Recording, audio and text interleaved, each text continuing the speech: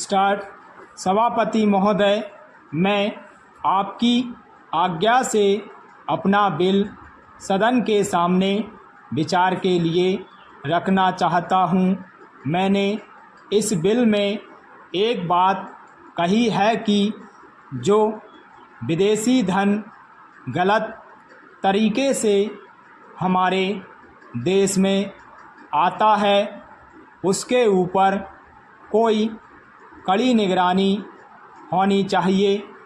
मैंने इस बिल में यह भी कहा है कि कोई पार्टी, कोई भी संस्था, कोई भी आदमी अगर विदेशों से धन लेता है तो उसकी सूचना तुरंत सरकार को दी जानी चाहिए।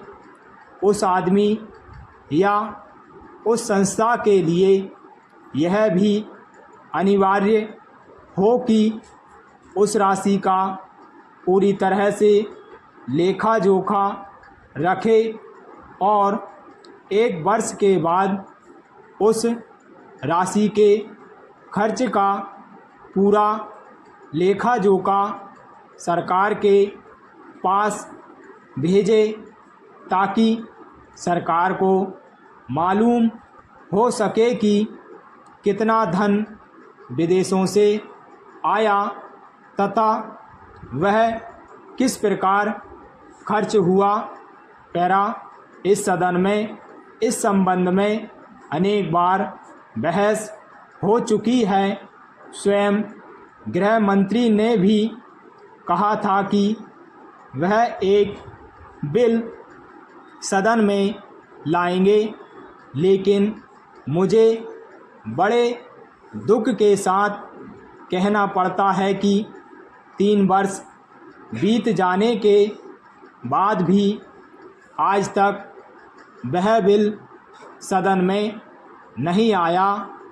आज अगर कोई यह कहे कि मैंने यह पैसा अमेरिका से लिया है या चीन से लिया है या अन्य देश से लिया है तो उसके ऊपर आज कोई भी मुकदमा नहीं चल सकता।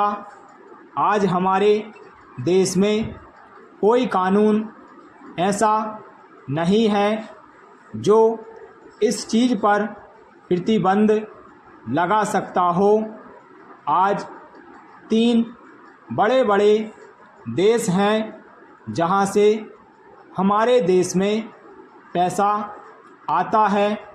कुछ पैसा अमेरिका से आता है, कुछ चीन से आता है और कुछ पाकिस्तान से आता है और छुटपुट अन्य देशों से।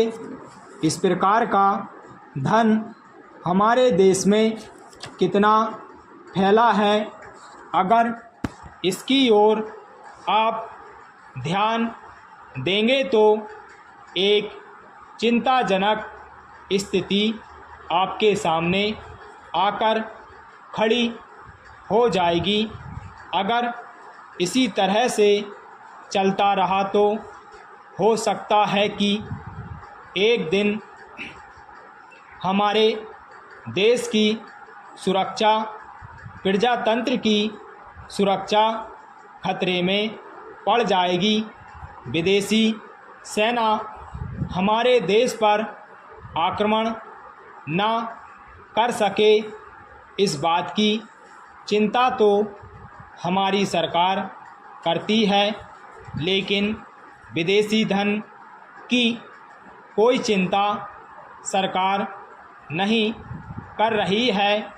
पैरा महोदय, आज सदन में वित्त मंत्रालय की मांगों पर बहस हो रही है। सरकार के हर विभाग का वित्त मंत्रालय से संबंध होता है। इस देश में जो प्रगति हुई है और हो रही है उसकी काफ़ी चर्चा हुई है। जो प्रगति हुई है वह चारों ओर दिखाई पड़ रही है। कम से कम रेल विभाग में तो काफ़ी प्रगति दिखाई पड़ रही है। रेलों में अब भीड़ कम होती है। बिजली का भी काफ़ी विकास हुआ है, लेकिन देहातों की तरफ हमारा जो दृष्टिकोण है उसको देखकर कुछ कष्ट होता है। अभी जो जनगणना हुई है उसको देखने से मालूम होता है कि शहरों की जनसंख्या अधिक बड़ी है। आज देहातों से लोग शहरों की तरफ आ रहे हैं। इस प्रश्न पर हमको कुछ गंभीरता से विचार करना होगा। अगर देहातों में लोगों को सुख सुविधाएं मिलती जो आज शहरों में प्राप्त हैं, तो लोग देहातों से शहरों की तरफ ना दौड़ते, बल्कि शहरों से देहातों